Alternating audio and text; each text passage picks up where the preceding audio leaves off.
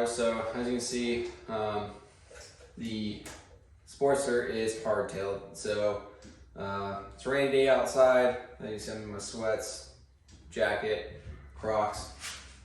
Just wanted to kind of go over what I did to it and kind of an update, and then some of the challenges and my next steps going forward. So as I mentioned, it's hardtailed. So this is the hardtail from Lowbrow Customs. It fits the 70s choppers, Sportsters.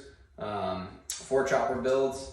So they have the range in there. I think it's like 50 or 60s to 80 something Sportsters.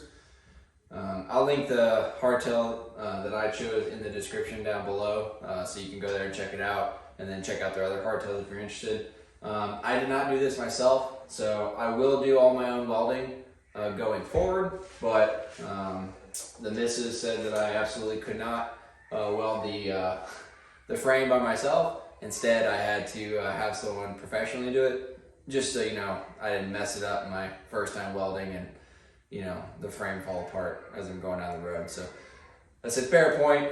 So I took this to Coated Customs. I'll link them down in the description below as well. They're outside of Atlanta, just northwest of it. So for me, it was like a 2.5 hour drive to get there. Made some mistakes along the way, right? I brought in the frame and the hardtail section. I didn't bring the engine, which you need. If you have the rear disc brakes as well, bring those.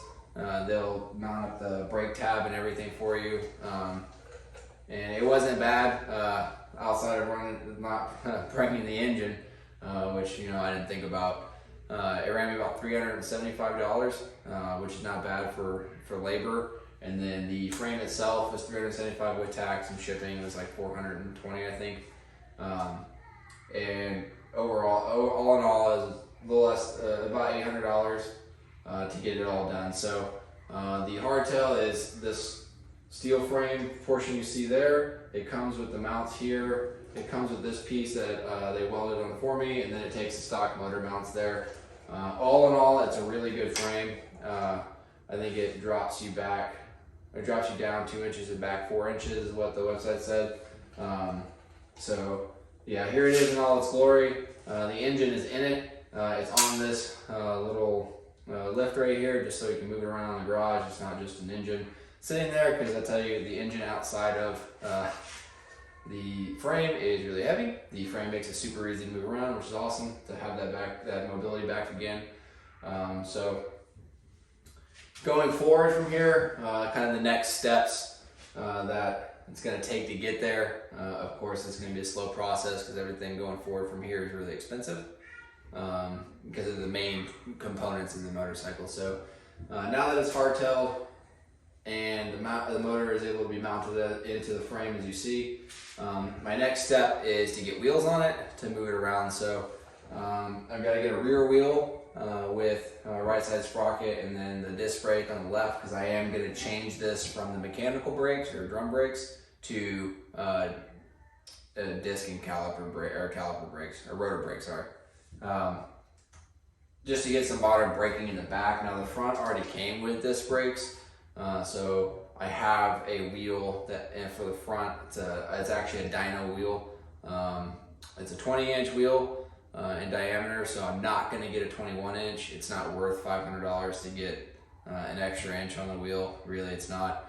And I believe the rims are interchangeable, so I'll just flip the rim around to get the disc on the left side instead of the right, and then I'll have to have the tire changed around and remounted. But yeah, so that's really it for the tire. For the rear tire, I'm thinking about a 16 by 3 inch, I think is what it was. Again, Lowbrow Customs has them, JP Cycles has them, like $275. And then I'll get a tire for that, and then a new rear axle. I will need a slightly longer one. The kit does come with rear axle adjusters.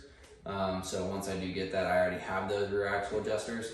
I'll do a video on all of these different things, obviously, when they get there. And then I'm going to do a Springer front end. So right now I'm looking at the TC Bros 6 over Springer front end. I want to give this front part like a lift back a little bit to kind of like push up the front and into the air a little bit. I don't want to rake it. I want to keep relatively stock geometry, and I don't want to modify the frame anymore than it already is. So like I said, I'll get it chrome, Springer front end, 6/0 with that 20-inch wheel, and then I'm going to put mini apes on them most likely, just because I am a taller guy. Like I've said on my other videos before, I'm 6'1", so yeah, so that's kind of the next two major pieces that I have to get on this bike. And then once I do, I'll be able to take it off the lift. The kickstand mount is still down here, so I can put that kickstand back on that I took off of it originally when I stripped. So it'll save me a little bit of money right now until I have to get an extended one. I am going to push this up in the front, so it will change the lean angle, and I'll need to get one that's a little extended. Not too bad. They make plenty of them. And the mount for it down here was not cut in the frame. Neither were the foot peg mounts for mid controls, which is also really convenient. I don't have to weld any of that back together. But yeah, so I'm gonna start with the rear wheel and the front wheel slash front end and handlebars. Of course, that includes risers. I'll put polyurethane bushings in it, all the modern stuff, right? And that'll get this motor and frame eligible for me to push around at least. Kind of move around the shop, not just be sitting on the ground, and you know, be just easier to work on, especially with the kickstand. So I don't always have to have it up like this. So challenges going forward though, one of the first obstacles I'm really going to have to overcome is the shifting. So up until 74, these were right shift and then left brake, and then this piece. This cross member piece here was on there for those model years to operate the brake, the mechanical brake. Well, in 75 and 76, to comply with the change in the standards, they installed this crossover member here. So it basically runs through underneath over here and sticks the shifter right here. So one of my challenges that I'm going to have to do is I want to keep the left side shift, so so that it is like a modern bike. So when they did hardtail it, right, they had to cut this back end off. Well, there's a tube that is welded down at the bottom that this slides into, so that it can't just wiggle like this. It's in there, it's greased up, and it can rotate appropriately. So I did kind of like mock up a little bit for how this would work with this hardtail, and there is just enough space underneath here in between the engine and the frame for me to put a piece of steel tubing that fits this. This is 3/4 thick, almost like just like an axle almost. So I will be able to, or hopefully I will be able to put that tubing in there, get this, and use the stock controls. So what that entails is that piece right there, and then on the other side you'll have to get the delete for the thing. I'll take you over there and I'll flash it, or actually I'll flash a picture up on the screen of what I'm talking about, and kind of what it looks like. And then there's this here, so this connects down here like this, and this is how you shift on this side, and obviously the peg will come out, sit right there or whatever. So I don't think that I'm going to be able to get forward controls on this just because of this whole shift linkage here. In order to do that, I've seen a couple things. I can essentially put this in there and then have a piece just like this coming up here to then shift this way across, but I don't know if that's really aesthetically pleasing. So I was pretty like congested on the motorcycle with the mid controls and the stock setup. But since this does push you back and down, I think that I might be able to get away with the mid controls and just throw some like highway pegs up at the front or something that I can fold up and down and kind of stretch my feet out on the road. But yeah, that's one challenge that I'm gonna have to overcome. That's gonna be a little difficult. Not too bad. It doesn't sound bad when I describe it, but of course, like I'm taking the stock setup away and fabricating stuff to make it work. So it should be fine. But the next challenge that I'm going to incur is going to be the rear disc brakes. So because I have the stock setup, what I was just talking about with the crossover member and everything, that doesn't allow for a rear caliper. So I'm going to have to find a way I have to make a bracket somehow, find a way to get some controls to get that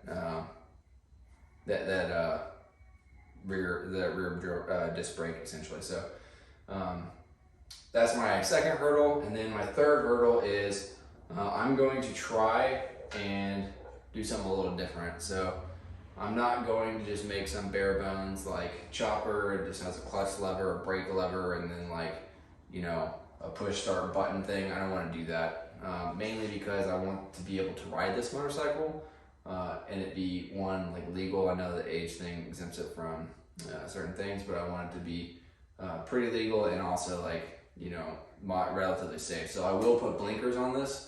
I will have a rear brake light, obviously, and I'll have a headlight. The headlight will have high beams.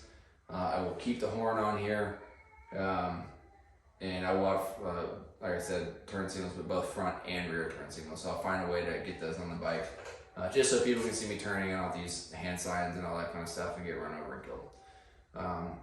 With that being said, that takes modern wiring, and so with that, I will have to find a way to wire this bike to work with those things. So I know that they had them when they came stock, but I don't have that wiring harness that essentially works with that.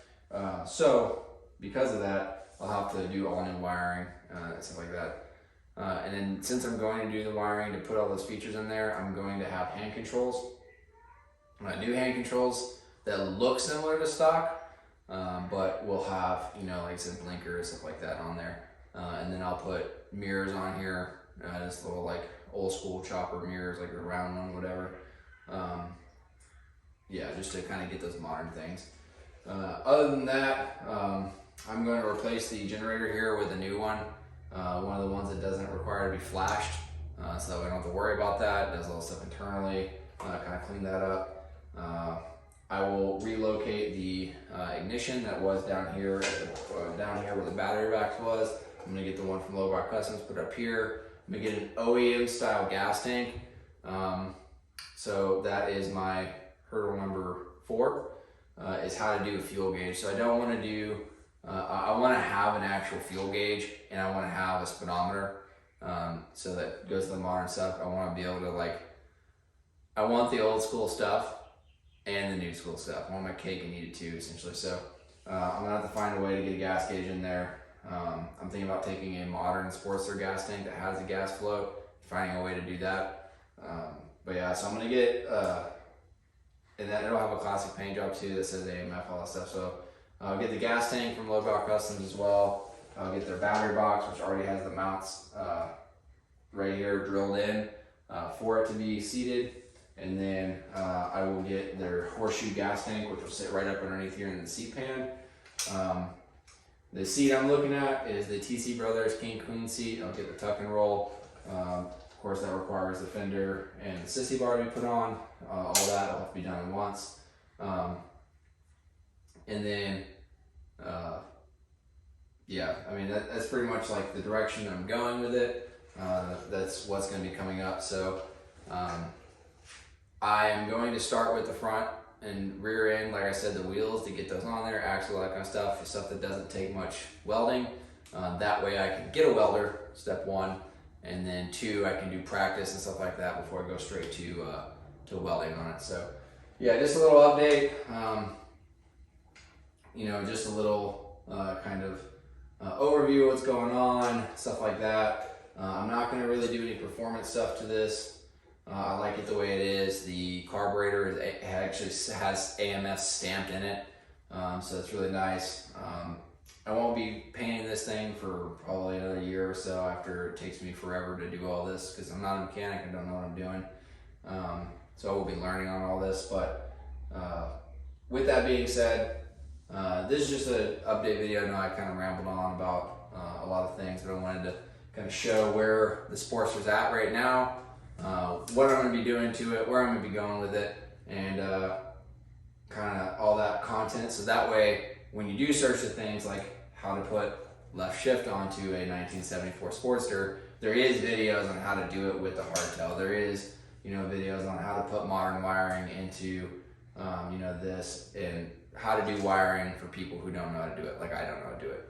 So I'll figure it out. I'll suffer, and then I'll put that content out there, so that way you can see, you can build your own, and we can take the old stuff, combine it with the new, make it usable for the future, and I don't have to like worry about getting on here and doing like dumb stuff like right hand shift, push button start, and all that stuff. It's like, you know what I mean. But I will be keeping the kickstart because I like it. However, I will have electronic start as well because sometimes I just probably won't want to kick it. But with that being said, please like, comment, subscribe. If you have any advice on what I should do going forward, or some of the things to make it easier to do the things that I said, or if they are stupid, let me know. Please in the comments below, because then it'll save me time and probably money, which this is going to just suck a lot of both from me. So, but yeah, please subscribe. Get the subscriber count up. That way I can get my stuff out there. And then the more outreach that I have, the more people can reach back and tell me what I'm doing wrong, what can I do better. And yeah, I can make content for you know, the masses that they want to see. So with that being said, stay tuned for the next one. Go check out my previous videos on this chopper. I have pretty extensive time-lapse teardown of all this stuff, so you can kind of see the different parts of the motorcycle. I even kind of sparked the bike a little bit with the wiring. Started a small little like fire. I kind of cleaned up the engine a little bit. You can check that video out. And then also I have all the other motorcycles over here. So I have the Street Glide, I have the Dyna. So yeah, I'm gonna stop rambling. So please like, comment, subscribe, like I said earlier, and I'll see y'all on the next one.